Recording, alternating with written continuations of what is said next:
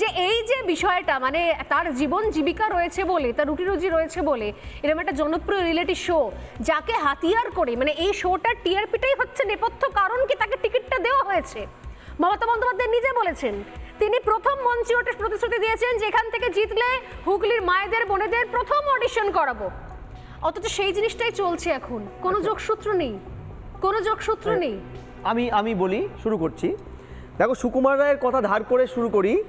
দেখ বাবাজি দেখবি নাকি, দেখ রে খেলা, দেখ রে চালাকি। এই যে চালাকিটা, দেখো তুমি শুরুতে বলেছিলে বহু সেলিব্রিটি আছে ভারতবর্ষের বিভিন্ন জায়গায়, জললিতার উদাহরণ দিলে, জলজান্ত উদাহরণ জললিতার, যে তারা সেলিব্রিটির থেকে পলিটিশিয়ান হয়েছে। সারা পৃথিবীতে উদাহরণ আছে, এবং তারা রাজনীতিটা পরে শিখেছে। একদম অন্যায় নয়, না শিখে গিয়ে শেখা তো ভালো একটা দিক। শিখে তো মানুষ, তো আমিও শিখি অনেক কিছু, আমরা প্রত্যেকে শিখি। এবার প্রশ্নটা হচ্ছে, মমতা ব্যানার্জি প্রথমে যে রিসোর্সটাকে ব্যবহার করলেন, যে যখন গ্রস পারসেপশনে তার দলের একটা মুখও, ইভেন নিজেও যে সততার প্রতীকটাকে হঠাৎ করে সততার প্রতীকে রূপান্তরিত হতে দেখছেন তিনি, তখন এই যে সেলিব্রেশন, একটা মানুষ তার সারা জীবনের একটা বিশ্বাস কাজ থেকে যে অর্জন করেছে মানুষের কাছে, রচনা তার একটা উদাহরণ, তিনি মানুষের কাছে পরিচিত দিদি নম্বর 1। এই রিসোর্সটাকে কাজে লাগিয়ে যখন মমতা ব্যানার্জি একটা চালাকি করলো মানুষকে টুপি পড়াতে, সেই চালাকিটা কিন্তু মানুষ গিলল না, স্বর্ণালী গেলেনি বলেই কিন্তু আজকে এই যে সুকুমার রায়ের ভাষায় যেটা বললাম, দেখ চালাকি, এই যে চালাকিটা কেন করছে।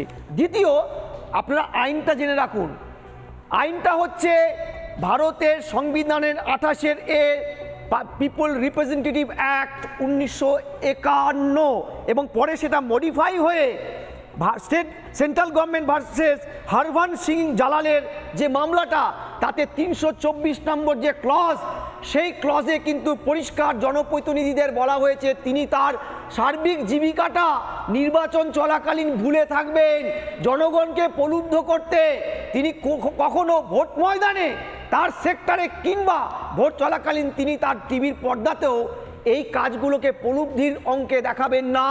যদি মনে করেন আমি কাগজ দেখাতে পারি, আমার কাছে এমসিসির পুরো কোড কন্ডাক্টটা আছে। দ্বিতীয়, এটাই তো স্বাভাবিক, টোপ দেওয়া যায় না, দ্বিতীয় এটা কিন্তু তার জনপ্রতিনিধিত্ব আইনে সরাসরি ভায়োলেশনের অপরাধে ক্যান্ডিডেচার বাতিল হতে পারে। একাধিক উদাহরণ এই সন্ধ্যাবেলা আমি দিয়ে প্রোগ্রামটাকে ভারী করব না। প্রশ্নটা হচ্ছে কেন স্বর্ণালী, মমতা ব্যানার্জি প্রথম চালাকিটা করে এই ভদ্রমহিলার রিসোর্সটাকে, জনগণের মাঝখানে যে রিসোর্স, তার দলের তো ক্ষয়িষ্ণু ভাব, সেটা কাজে লাগিয়ে ভোটটাকে জেতার চেষ্টা করেছেন, সেটা বুমেরাং ব্যাকফায়ার হয়ে গেছে। জনগণ এটাও খাচ্ছে না, রচনাকে ছুঁয়ে দেখেও জনগণ ভোট দিতে চাইছে না, এটা খবর। এইবার যে চালাকিটা করছে, সেই চালাকিটা যে বেআইনি, গ্রস একটা সংসদীয় গণতন্ত্রকে বুড়ো আঙুল দেখানো, সেটা কিন্তু আজ প্রতিষ্ঠিত। আমি জানি না যে মানে এই টোপটা, এই অডিশনের টোপটা দিয়ে কতখানি নিঃসন্দেহে মানুষের মন বলে কথা, এরকম একটা অডিশনে যাওয়ার সুযোগ পাওয়া যাচ্ছে, উনি আগে থেকে প্রতিশ্রুতি দিয়ে রেখেছেন, এটাতে কতখানি ভোটারদেরকে মন ভোলানো যাবে। কিন্তু ইতিমধ্যে তিনি বিভিন্ন সময় যে ধরনের বক্তব্য রেখেছেন, রচনা ব্যানার্জিকে নিয়ে কথা হচ্ছিল যে তিনি বাস্তব, কিছুক্ষণ আগে ফাল্গুনি বলছিলেন যে তাদের বাস্তব জ্ঞান, বাস্তব যোগসূত্র আছে কিনা, রুদ্রনীল আমার সঙ্গে রয়েছেন, তিনিও বলছিলেন যে আদৌ তাদের সঙ্গে মানুষের কোনো সম্পর্ক আছে কিনা সেটুকু পর্যন্ত দেখার প্রয়োজনীয়তা বোধ হয় না কোথাও। এর আগে অনেকে এসছেন মণিশঙ্করদের, পরে হয়তো অনেকে আসবেন, কিন্তু সত্যি সত্যি রচনা ব্যানার্জির মতো এরকমভাবে ধোঁয়া রচনা, দইয়ের রচনা, দুধের রচনা, গরুর রচনা কজন লিখেছেন আমি সমস্ত দল ভেবেই বলছি, হাতে গুনে কজন। এর আগে মুনমুন সেন রয়েছেন, আমার লাস্ট উদাহরণ মুনমুন সেন মনে পড়ছে। মুনমুন সেনের পরে অনেকে অনেক কিছু টুকটাক বলে থাকেন, কিন্তু এরকম লাগাম ছাড়া সিরিজ রচনা ব্যানার্জি যেটা উপহার দিয়েছেন, গিফট দিয়েছেন, এরকম কটা ক্ষেত্রে পাওয়া গেছে আমার মনে নেই। একবার সবাইকার জন্য, এবার মনে করেই দেওয়ার জন্য কয়েকটা কিছু বক্তব্য একবার রচনা বন্দ্যোপাধ্যায়, আমি কিছু দেখছিলাম যে অনেকগুলো আমার মনে হয় মানুষজনও ভালো করে দেখতে পাবেন, বুঝতে পারবেন এবং হয়তো এনজয় করতে পারবেন যে কেন এই অডিশনের প্রয়োজনীয়তা পড়লো। কারণ তার আগে এই লম্বা সিরিজটা ইতিমধ্যেই রচনা বন্দ্যোপাধ্যায় গিফট করে দিয়েছেন আমাদেরকে। শুনুন একবার। আমি যখন এলাম তখন তো দেখলাম অনেক কারখানা হয়েছে, চিমনি থেকে শুধু ধোঁয়ায় ধোঁয়া, অন্ধকার রাস্তাঘাট, শুধু ধোঁয়া বেরোচ্ছে। এত কারখানা হয়েছে, তাহলে কি করে বলছেন যে কারখানা হয়নি? কারখানা তো হচ্ছে, আরো হবে। সিঙ্গুরের মাটি এবং ঘাস, বাচ্চারামদা যা বলতে পারবেন, পরবিদি বলতে পারবেন যে এত এত ঘাস এবং গাছপালায় ভর্তি, আর সেগুলো গরু খাচ্ছে। গরু তো শাক পাতা খেয়েই বড় হয় এবং সেগুলো খেয়ে হৃষ্টপুষ্ট হচ্ছে, আর তারপর তার যে দুধটা বেরোচ্ছে সেটা এত ভালো, যে দইটা এত ভালো, মানে চারিদিকে পরিবেশটাই বাঞ্ছারামদা এত ভালো সুন্দর করে রেখেছেন যে সেখানকে ঘাস পাতা খেয়ে আমাদের গরু হৃষ্টপুষ্ট একদম। সংস্থানের ব্যাপারে কি চিন্তা ভাবনা করছেন? কর্মসংস্থান মানুষের দিদি করছে, দিদি ছেলে মেয়েদের জন্য ভাবছেন, দিদি বার্ধক্য ভাতা চালু করেছেন, দিদি সবুজ সাথী চালু করেছেন, দিদি স্বাস্থ্য সাথী চালু করেছে, দিদি শিক্ষাশ্রী করছে, দিদি রূপশ্রী করছে, দিদি কন্যাশ্রী করছে, সবই তো দিদি করছে। যে এই যে বিষয়টা, মানে তার জীবন জীবিকা রয়েছে বলে, তার রুটি রুজি রয়েছে বলে এরকম একটা জনপ্রিয় রিয়েলিটি শো যাকে হাতিয়ার করে, মানে এই শোটার টিআরপিটাই হচ্ছে নেপথ্য কারণ কি তাকে টিকিটটা দেওয়া হয়েছে। মমতা বন্দ্যোপাধ্যায় নিজে বলেছেন, তিনি প্রথম মঞ্চে ওঠে প্রতিশ্রুতি দিয়েছেন যেখান থেকে জিতলে হুগলির মায়েদের বোনেদের প্রথম অডিশন করাবো, অথচ সেই জিনিসটাই চলছে এখন। কোনো যোগসূত্র নেই, কোনো যোগসূত্র নেই। আমি বলি, শুরু করছি। দেখো, সুকুমার রায়ের কথা ধার করে শুরু করি। দেখ বাবাজি দেখবি নাকি, দেখ রে খেলা, দেখ রে চালাকি। এই যে চালাকিটা, দেখো তুমি শুরুতে বলেছিলে বহু সেলিব্রিটি আছে ভারতবর্ষে বিভিন্ন জায়গায়, জললিতার উদাহরণ দিলে, জলজান্ত উদাহরণ জললিতার, যে তারা সেলিব্রিটির থেকে পলিটিশিয়ান হয়েছে। সারা পৃথিবীতে উদাহরণ আছে, এবং তারা রাজনীতিটা পরে শিখেছে। একদম অন্যায় নয়, না শিখে গিয়ে শেখা তো ভালো একটা দিক। শিখে তো মানুষ, তো আমিও শিখি অনেক কিছু, আমরা প্রত্যেকে শিখি। এবার প্রশ্নটা হচ্ছে, মমতা ব্যানার্জি প্রথমে যে রিসোর্সটাকে ব্যবহার করলেন, যে যখন গ্রস পারসেপশনে তার দলের একটা মুখও, ইভেন নিজেও যে সততার প্রতীকটাকে হঠাৎ করে সততার প্রতীকে রূপান্তরিত হতে দেখছেন তিনি, তখন এই যে সেলিব্রেশন, একটা মানুষ তার সারা জীবনের একটা বিশ্বাস কাজ থেকে যে অর্জন করেছে মানুষের কাছে, রচনা তার একটা উদাহরণ, তিনি মানুষের কাছে পরিচিত দিদি নম্বর 1। এই রিসোর্সটাকে কাজে লাগিয়ে যখন মমতা ব্যানার্জি একটা চালাকি করলো মানুষকে টুপি পরাতে, সেই চালাকিটা কিন্তু মানুষ গিলল না। স্বর্ণালী গেলেনি বলেই কিন্তু আজকে এই যে সুকুমার রায়ের ভাষায় যেটা বললাম, দেখ চালাকি, এই যে চালাকিটা কেন করছে।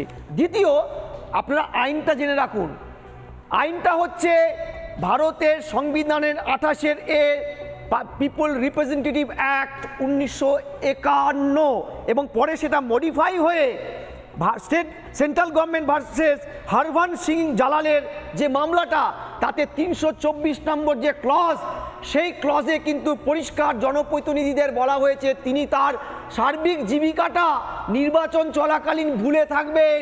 জনগণকে প্রলুব্ধ করতে তিনি কখনো ভোট ময়দানে, তার সেক্টরে কিংবা ভোট চলাকালীন তিনি তার টিভির পর্দাতেও এই কাজগুলোকে প্রলুব্ধির অঙ্কে দেখাবেন না।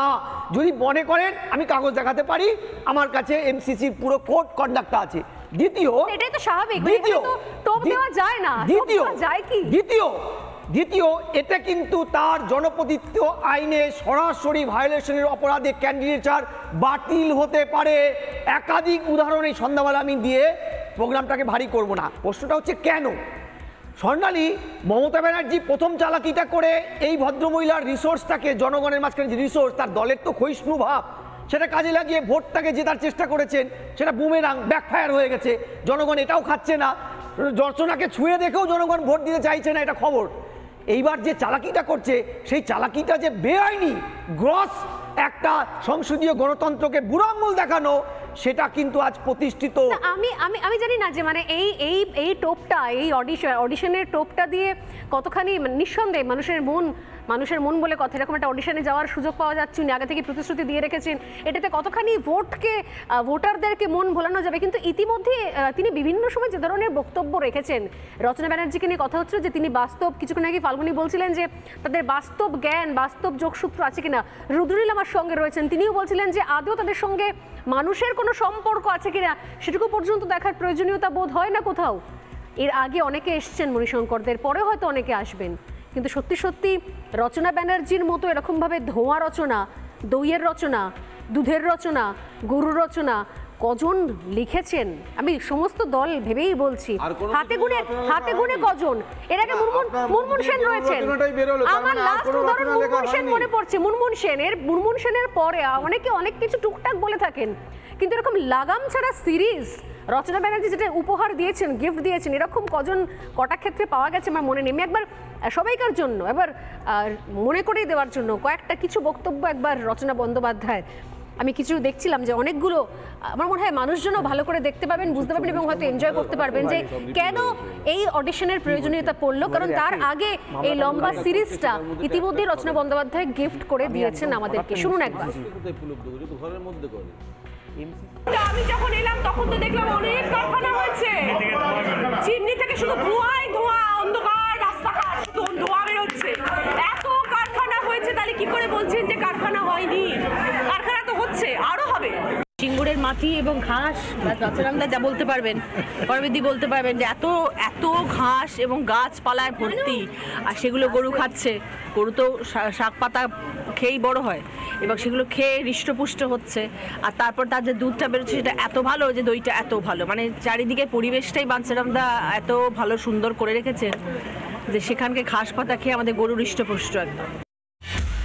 সংস্থানের ব্যাপারে কি চিন্তা ভাবনা করছেন? কর্মসংস্থান মানুষের ইয়ং জেনারেশন যেগুলো চাকরি দিদি করছে, দিদি ছেলে মেয়েদের জন্য ভাবছেন, দিদি বার্ধক্য ভাতা চালু করেছেন, দিদি সবুজ সাথী চালু করেছেন, দিদি স্বাস্থ্য সাথী চালু করেছে, দিদি শিক্ষাশ্রী করছে, দিদি রূপশ্রী করছে, দিদি কন্যাশ্রী করছে, সবই দিদি করছে।